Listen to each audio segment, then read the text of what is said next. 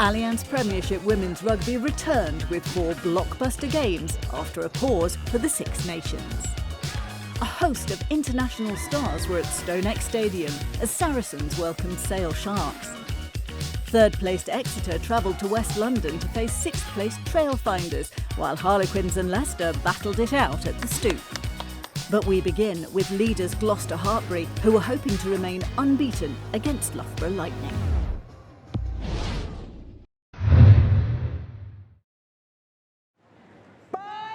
Commentary comes from Nick Heath. Well, Franklin's Gardens is looking beautiful in the Sunday sunshine. Penalty advantage. There's a penalty advantage already being played. Alex Matthews is going from the base. She's going to be denied initially, but it's there for Hunt now.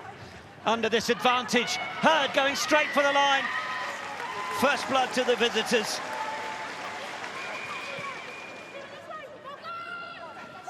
Lightning need to be able to find a similar way through, and who else is going to give them that than Emily Scarrett? And then the quick pick and go.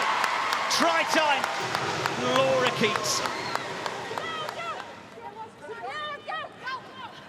Matthews controlling it at the base, picking it up, and absolutely no match defensively. Cabea helping transfer it back for Muller. Can they get the right amount and go forward? Can they get down over the line? It is the try. Maya Muller certainly had the ball. Okay, take a step. Allcroft unable to quite get there. Bethan Lewis got the support on the outside. It's Alex Matthews.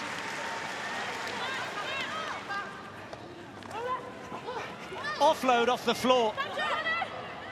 Still Loughborough Lightning managed to shut the door.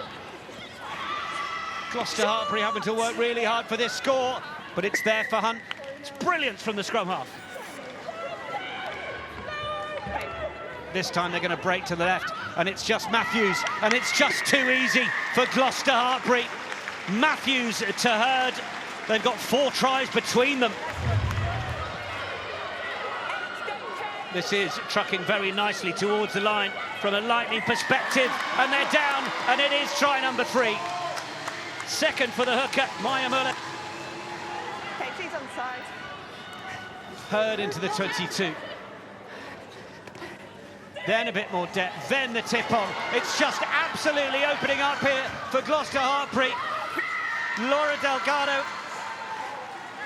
Blackburn has a look to the left, just one option out there in Hurd, but Else striving for the line. Hands up. Penalty advantage. Going in search of a 4th try. And that precious bonus point. Time off, guys. Time off. That might just go through to the whitewash. Try is given. Kath O'Donnell has secured a 4-try bonus point. Good take. Neve Jones is at the back of this. It's absolutely rumbling to the line. It's going to be the score. Neve Jones. It's 14 wins from 14. Loughborough Lightning 26, Gloucester Hartpury 61.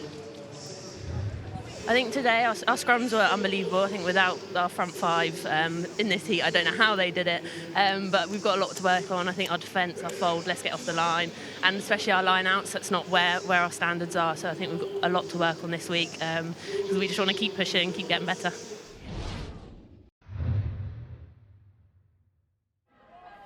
To StoneX Stadium now, and after their triumph in the Allianz Cup, Saracens look to accelerate their push for a double. They were at home to bottom-of-the-table Sale Sharks. The visitors had threatened in the opening stages, but Jess Breach gave Sarries the advantage early on, scoring 2 tries in the first 7 minutes of play. The England international's second demonstrated the determination of the London side, who'd been beaten just twice this league campaign.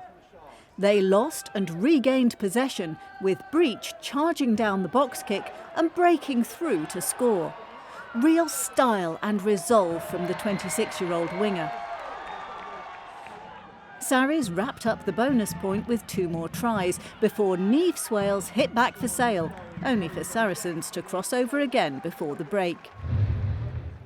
Tyche Harper reduced the deficit in the second half, which inspired a mini comeback as Sian Jones raced over before the hour mark. Vicky Irwin added the extras to make it a 12-point game. Donna Rose then crossed again for the hosts, and in the closing stages, the second-placed side showed no signs of slowing down. Sydney Gregson and later Georgia Evans ensured that this was a resounding victory for Saracens. 54-21, the final score.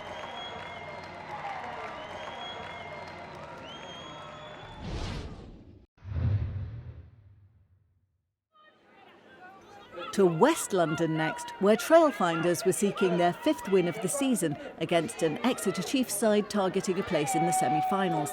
And fresh from Six Nations duty, Clearna Maloney got first points on the board for the visitors. The Chiefs extended their lead in the first half, Harriet Miller-Mills finding Maisie Allen, who bundled over. Trailfinders' Elisa Rifano received a yellow card soon after the break, and that gave Exeter an added boost. A smooth, flowing move and Robin Wilkins crossed the line. Before another spell of fine teamwork saw Ellie Sinclair get their 4th of the game, which secured the bonus point. The hosts were yet to get off the mark as the Chiefs continued to boss the match. Their motivation had been ramped up with the return of Allianz Premiership Women's Rugby, and their quest for a place in the semis was empowering their efforts. They were looking invincible. The West Country side had won the reverse fixture 38-19. This seemed set to be an even more compelling victory. Maloney had secured her brace, and here Niamh Orchard finished off the scoring for Exeter. It was a performance of confidence and quality from the visitors. And though Abby Dow, who was immense on the international stage, struck twice late on for Trailfinders, Exeter Chiefs won by 40 points to 10. And that guaranteed them a place in the top 4.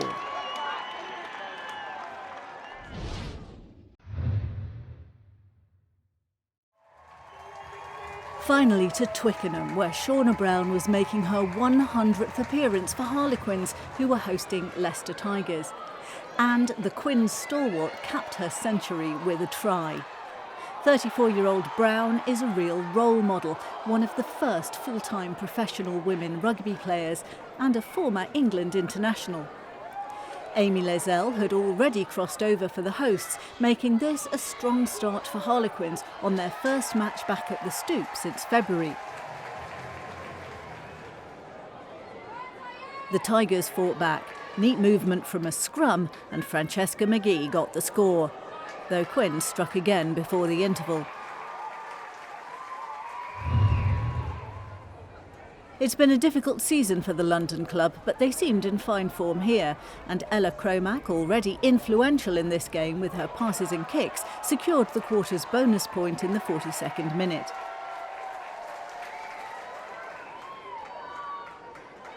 McGee responded for the visitors, yet Leicester were outplayed here. Danelle Lochner extended the hosts' lead with her first try for the club. The South African prop joined Quins last November. Izzy Mayhew added another, but the quarters still weren't done. Emily Scott left the Tigers in her wake as she stormed upfield, finding Asesehele, another Springbok in the Harlequins side, who clinched the deal for a 47-12 victory.